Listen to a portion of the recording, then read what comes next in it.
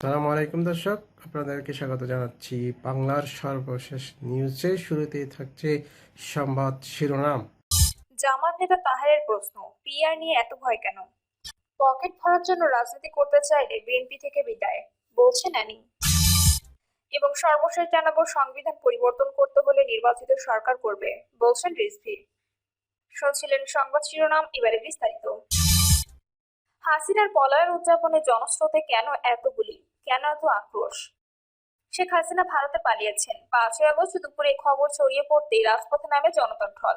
মুহূর্তে রাজধানী ছড়িয়ে মফস্বল শহর, এমনকি গ্রামগঞ্জ স্বৈরাচার পতনের বিজয়োৎসব শুরু হয়। পলাইছে রে পলাইছে, শেখ হাসিনা পলাইছে, স্লোগানে স্লোগানে যখন রাজপথ মুখর হতে থাকে, মুক্তিকামী মানুষ আর ঘরে বসে থাকতে পারেনি। আবাল বৃদ্ধ বনিতা সবাই ফ্যাসিবাদের পতনের বিজয় মিছিলে সামিল হয়। কিন্তু এই বিজয় মিছিলে গুলি চালায় পুলিশ সহ আইন শৃঙ্খলা নিয়োজিত সদস্যরা। ঝরে যায় অসংখ্য প্রাণ। অনেকে হন গুরুতর আহত, অনেককে বরণ করতে হয় অন্ধত্ব কিংবা পঙ্গুত্ব। সেদিন হাসিনার পলায়নের মধ্য দিয়ে যখন ফ্যাসিবাদ আওয়ামী লীগ সরকারের পতন নিশ্চিত হয়ে যায়, তখন তাদের মন্ত্রী এমপি থেকে শুরু করে নেতাকর্মীদের বেশিরভাগ বিদেশে পালানোর পথ ধরেন। তখন কোন স্বার্থে বা কোন আক্রোশে পুলিশ নিরীহ নিরস্ত্র ছাত্র জনতার উপর নির্বিচারে গুলি চালায়, সে প্রশ্নের উত্তর মেলেনি আজও। রাজনৈতিক সংশ্লিষ্টদের ধারণা, শেখ হাসিনা 16 বছরের ফ্যাসিবাদী আমলে পুলিশ সহ আইন শৃঙ্খলা বাহিনীতে যেসব নিয়োগ হয়েছিল, তার শীর্ষ পর্যায়ে প্রায় সবই ছাত্রলীগ ক্যাডার বা আওয়ামী পরিবারের সন্তান। এদের অনেকে আক্রোশ থেকেও জনতার উপর পৈশাচিক কায়দায় গুলিয়ে চালিয়ে থাকতে পারে। আবার আইন শৃঙ্খলা বাহিনীর সাবেক কর্মকর্তাদের মতে, মাঠ পর্যায়ে পুলিশের ওপর বিক্ষোভ দমনের সর্বোচ্চ শক্তি প্রয়োগের যে নির্দেশ আগের রাতে বা সকালে দেওয়া ছিল, সেটা হাসিনা পালানোর পরও বদলায়নি হাইকমান্ড। ফলে তাদের অনুগত পুলিশের ইউনিটগুলো ফ্যাসিবাদের পতনের পরও ছিল বেপরোয়া। হাসিনার অনুগত শীর্ষ কর্তারা জনরোষ থেকে বাঁচতে সুযোগ বুঝে ছুটতে পড়েন। কিন্তু মাঠ পর্যায়ে মধ্য ও নিম্ন সারির কর্মকর্তাদের মধ্যে যারা দায়িত্বে ছিলেন, তারা আগের নির্দেশনা অনুসারে জনতার বিক্ষোভ দমনে বল প্রয়োগ করেন। এতে যেমন অনেক ছাত্র জনতার প্রাণ ঝরে, কতিপয় পুলিশ সদস্যকেও ক্ষুব্ধ জনতার রোষানলে পড়তে হয়। অনেক থানা পুলিশ ফাঁড়িতে সে সময় ক্ষোভের আগুন জ্বলে, হয় ভাঙচুরও। হাসিনার পতনের খবর ছড়ানোর পরও যাত্রাবাড়িতে 52 জনকে হত্যা করে পুলিশ। হাসিনার পতনের খবর ছড়ানোর পর যখন দেশ জুড়ে ছাত্র জনতা বিজয় উল্লাসে মেতে উঠছিল, তখন ঢাকার যাত্রাবাড়িতে ছাত্র জনতা হত্যাযজ্ঞ চালিয়ে যাচ্ছিল পুলিশ। বিবিসির অনুসন্ধান অনুসারে সেখানে সেদিন খই ফুটানোর মতো গুলি চালিয়ে 52 জন বিক্ষোভকারীকে হত্যা করে পুলিশ। বিবিসির অনুসন্ধান বলছে, সেদিন ছাত্র জনতার উপর পুলিশ নির্বিচারে গুলিবর্ষণ শুরু করে দুপুর 2টা 43 মিনিটে।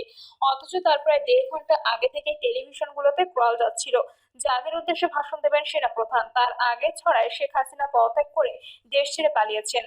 অনুসন্ধানে বিবিসি দেখেছে যে 5ই আগস্ট বিকেলে যাত্রাবাড়ি থানার সামনে 30 মিনিটের বেশি সময় ধরে গণহত্যা চালানো হয়েছিল। সেদিন যাত্রাবাড়িতে কমপক্ষে 52 জন সাধারণ মানুষ নিহত হন। ড্রোন ভিডিওতে মহাসড়কের উপর হতাহতদের রক্তাক্ত লাশ পড়ে থাকতেও দেখা গেছে। তখন পরবর্তী কয়েক ঘন্টার মধ্যে আন্দোলনকারীদের একটি অংশ শাহবাগের দিকে চলে যান। আর যারা তখনও যাত্রাবাড়িতে ছিলেন, তাদের মধ্যে বিক্ষুব্ধ একটি অংশ থানায় আগুন দেয়। এই ঘটনায় পুলিশের কমপক্ষে 6 জন সদস্য নিহত হন। যাত্রাবাড়ির মুরাদপুর এলাকায় সেদিন গুলিতে নিহত হন 44 বছর বয়সী মোহাম্মদ আক্কাস আলী। আক্কাস ছিলেন পরিবারের একমাত্র উপার্জনক্ষম ব্যক্তি। তার মৃত্যু গোটা পরিবারের উপর ফেলেছে মারাত্মক প্রভাব। তার ছেলে আব্দুর রব বলেন, 5ই আগস্ট বিকেলে বাবা মিছিলে যোগ দিতে বের হন, কিন্তু আর ফেরেননি। গুলিতে শহীদ হন তিনি। আক্কাসের পরিবার এখনো মানসিক ও আর্থিক সংকটে ভুগছে। সরকার ও জুলাই শহীদ স্মৃতি ফাউন্ডেশন থেকে আংশিক সহায়তা পেয়েছে পরিবারটি, কিন্তু হত্যার বিচারের অপেক্ষায় তারা। হাসিনার পলায়নের খবরে সেদিন মিরপুরের ভাসান থেকে জনতা বিজয় মিছিল বের করলে পুলিশ গুলি চালায়। এতে গুলিবিদ্ধ হন 31 বছর বয়সী মোহাম্মদ ফজলু। তখন তাকে ঘটনাস্থলের কাছে মার্কস মেডিকেল কলেজ হাসপাতালে নেওয়া হলে চিকিৎসক মৃত ঘোষণা করেন। ওই ঘটনায় তার পরিবার 165 জনের নামে মামলা দায়ের করেছে, যার মধ্যে আসামি হিসেবে রয়েছে পতিত সরকারের প্রধান শেখ হাসিনা সহ তার অনুগত পুলিশ কর্মকর্তা ও নেতারা। ফরিদপুরে বিজয় মিছিল, পুলিশের গুলি। ফ্যাসিবাদের পতনের খবরে সারা দেশের মতো ফরিদপুরে বিজয় মিছিল নিয়ে শহরে জড়ো হতে থাকে জনতা। এক পর্যায়ে শহরের ভাঙ্গা রাস্তায় মোড় এবং জনতার মোড়ে লোকে লোকারণ্য হয়ে পড়ে। হঠাৎ কতিপয় পুলিশ সদস্য বিজয় মিছিলকে উদ্দেশ্য করে কাঁদানে গ্যাস, রাবার বুলেট, ককটেল ও গুলি ছুড়তে থাকে। এতে অনেকেই আহত হন। গুলিবিদ্ধ হয়ে শহীদ হন পূর্ব খাবাসপুরের শামসু মোল্লা। পুলিশের তাণ্ডবে মিছিলটি ছত্রভঙ্গ হয়ে যায়। পরে বিক্ষুব্ধ কিছু জনতা ক্ষিপ্ত হয়ে থানায় আগুন ধরিয়ে দেন। বগুড়ায় বিজয় মিছিলে পুলিশের গুলি কেড়ে নেয় স্কুল ছাত্রের প্রাণ। বগুড়ায় 15 বছর বয়সী জুনায়েদ ইসলাম রাতুল স্বৈরাচারী শেখ হাসিনার পতনের খবরে বেরিয়েছিলেন রাস্তায়, যোগ দিয়েছিল বিজয় মিছিলে, কিন্তু অতি উৎসাহী পুলিশ সদস্যরা নির্বিচারে ছোড়া গুলিতে গুরুতর আহত হয় সে। 49 দিন মৃত্যুর সঙ্গে লড়াই করার পর ঢাকার হাসপাতালে মারা যায় রাতুল। তার মাথা থেকে 36টি গুলি বের করার খবর প্রকাশ হয় গণমাধ্যমে। টাঙ্গাইলে বিজয় মিছিলে গিয়ে শহীদ হয় মারুফ। টাঙ্গাইলেও সেদিন বিজয় মিছিল বের হলে এতে যোগ দেয় 10ম শ্রেণীর ছাত্র মারুফ মিয়া। কিন্তু মিছিলের উপর গুলি চালায় পুলিশ, এতে শহীদ হয় মারুফ। ওই ঘটনায় মারুফের মা মারুফা বেগম মামলা দায়ের করেছেন 56 জনের বিরুদ্ধে। এছাড়া চট্টগ্রাম, বরিশাল, সিলেট সহ বিভিন্ন এলাকায় হাসিনার পতনের খবর ছড়ানো সত্ত্বেও আইন শৃঙ্খলা বাহিনীর কতিপয় ইউনিটের বেপরোয়া কর্মকাণ্ড চোখে পড়ে। কেন পুলিশ এত বেপরোয়া ছিল? ফ্যাসিবাদ সরকার রাজনৈতিকভাবে ব্যবহারের কারণে 4 আগস্ট পর্যন্ত পুলিশ সহ আইন শৃঙ্খলা বাহিনীর সহিংসত হত্যাকাণ্ডের পেছনে সরকার টেকানোর কারণ হিসেবে দেখা হলেও 5 আগস্ট হাসিনা পালানোর পরও কেন গুলি চলেছে সে প্রশ্নের উত্তর খুঁজে ফিরছে সবাই।